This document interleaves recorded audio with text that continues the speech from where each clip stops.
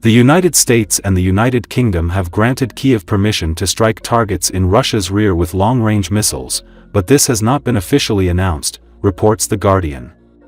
The publication, citing its own sources, noted that London and Washington have decided to allow Ukraine to use long-range missiles but are not yet ready to announce it.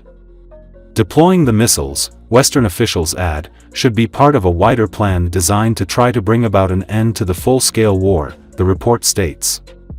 For several months, Kiev has been seeking permission from the US and the UK to use Western long-range missiles against targets and airbases in Russia's rear.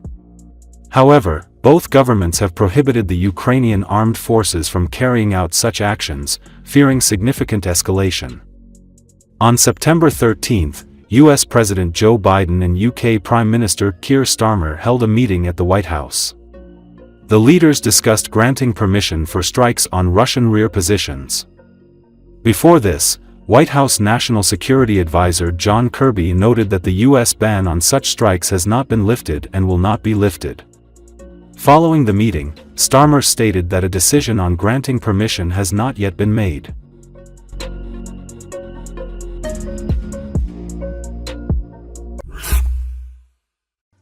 Wow, that was quite a bit of propaganda and lies. It's quite amazing what we just heard. The United States welcomes the opportunity to address the seriousness of weapons transfers into the conflict in Ukraine, which Russia started.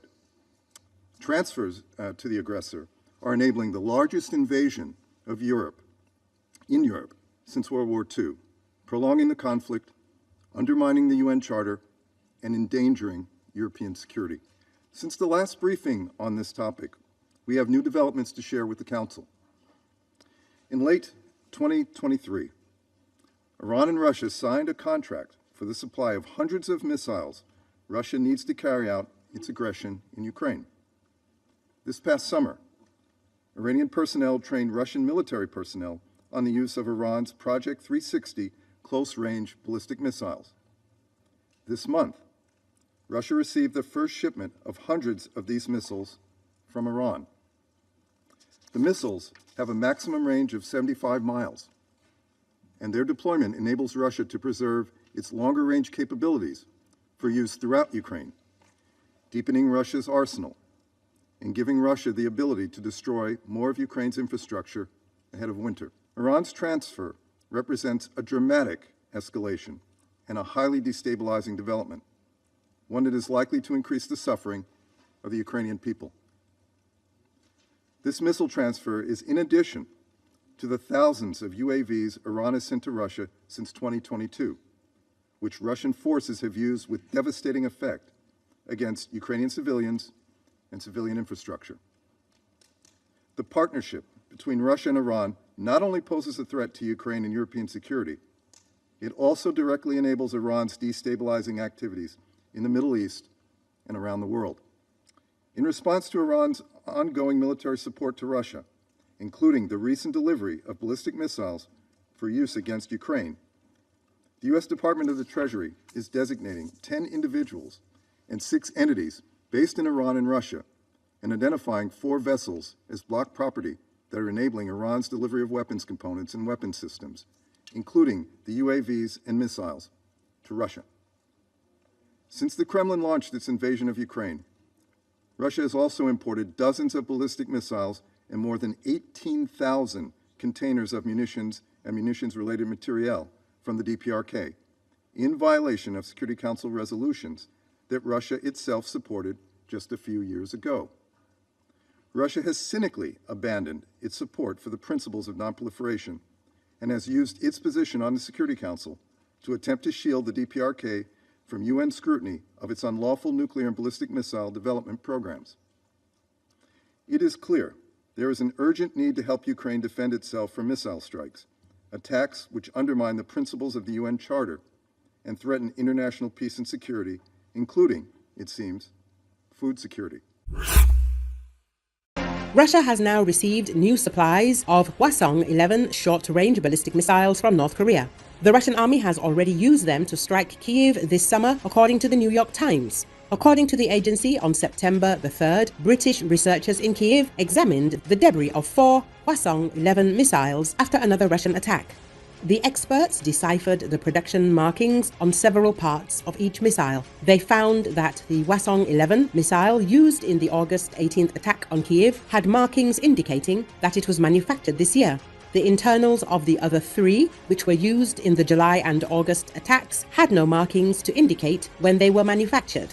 The Hwasong-11 missile has a range of about 700 kilometers and can be equipped with nuclear or conventional warheads. The missile looks similar to the Russian 9M723 ballistic missile of the Iskander-M operational and tactical complex. In early 2024, the United States announced that Russia had received ballistic missiles from North Korea. Joe Biden noted that the missiles had already been used before for airstrikes against Ukraine. The UN also confirmed the use of North Korean missiles by Russian forces. In February, Ukraine's Prosecutor General Andriy Kostin confirmed the above information and said that the enemy had used at least 24 North Korean-made ballistic missiles at that time. In March, the head of the Kharkiv Regional Prosecutor's Office, Alexander Filchakov, said that since the beginning of the large-scale invasion, Russia has launched approximately 50 Hwasong-11 missiles manufactured by North Korea at Ukraine. Recall on September the 6th, the US informed its allies that Iran had sent ballistic missiles to Russia. The United States and Europe are working on sanctions in response to Tehran's actions. Sky News reports that Iran's missiles arrived in Russia on September the 4th. The shipment, which included 220 FAF-360 missiles, was transported by the Port Olya ship, which had been in the Iranian port of Amirabad on August the 29th. The Russian vessel had turned off its transponder to avoid detection. After arriving in Russian Astrakhan, the missiles were unloaded and transported by rail at Shuluk training ground. This suggests that future deliveries of FAF-360 missiles via this route could become a regular occurrence, Sky News adds. Media and consulting company notes that the 220 FAF-360 missiles mentioned are likely just one batch and do not represent the total number that may be transferred to Russia. Information about the transfer of launchers is also lacking, though they might have been produced in Russia or delivered by air. According to unconfirmed reports, an argument for the missile transfer was made in December 2023. The FAF-360 is a missile with a range of 120 kilometers, weighs 787 kilograms, and has a warhead weighing approximately 150 kilograms. It uses an inertial guidance system with satellite navigation. Iran typically launches these missiles using a 6x6 truck chassis equipped with 6 launchers.